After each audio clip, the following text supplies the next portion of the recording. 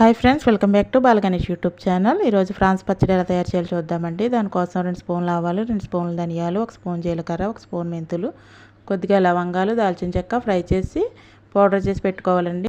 ముందుగా 1 కేజీ రొయ్యలు కడిగేసుకొని ఉప్పు పసుపు వేసుకొని ఉడికించి పెట్టుకోవాలండి. తర్వాత గానుగ నూనె వేసుకొని ఇలాగ ఫ్రై చేసుకోవాలి. మంచి కలర్ వచ్చే వరకు ఫ్రై చేసుకోవాలండి. అప్పుడే పచ్చడి నిల్వ ఉంటుంది, చాలా బాగుంటుంది టేస్ట్. నెక్స్ట్ ఫ్రెష్గా దంచుకున్న అల్లం వెల్లుల్లి పేస్ట్ వేసుకొని బాగా ఫ్రై చేసుకోవాలి. దీంట్లో కొంచెం సాల్ట్ వేసుకోవాలండి. ముందుగా వేసుకున్నాక చూసుకొని వేసుకోవాలి సాల్ట్. 1 టీ గ్లాసుడు కారం, ముందుగా దంచి పెట్టుకున్న మసాలా పొడి వేసేసి బాగా కలుపుకోవాలి. ఫ్రై చేసుకున్న ఆయిల్ కూడా వేసేసుకొని నెక్స్ట్ నిమ్మకాయలు కూడా వేసుకోవాలండి. ఒక 2-3 నిమ్మకాయలు పిండేసుకొని బాగా కలిపేసుకోవాలి. రొయ్యలు బాగా ఫ్రై చేసుకోవాలండి, అప్పుడు పచ్చడి బాగా నిలవ ఎక్కువ ఉంటుంది. చాలా బాగుందండి టేస్ట్. ఒకసారి ట్రై చేయండి. ఇది ఒక డబ్బాలో పెట్టేసుకుంటే సరిపోతుంది. దీంట్లో కొద్దిగా అన్నం వేసుకొని తింటే సూపర్ ఉందండి టేస్ట్. మీకు ఈ వీడియో నచ్చితే లైక్ చేయండి, షేర్ చేయండి, సబ్స్క్రైబ్ చేయండి. ఏమైనా రెసిపీస్ కావాలితే కమెంట్ చేయండి.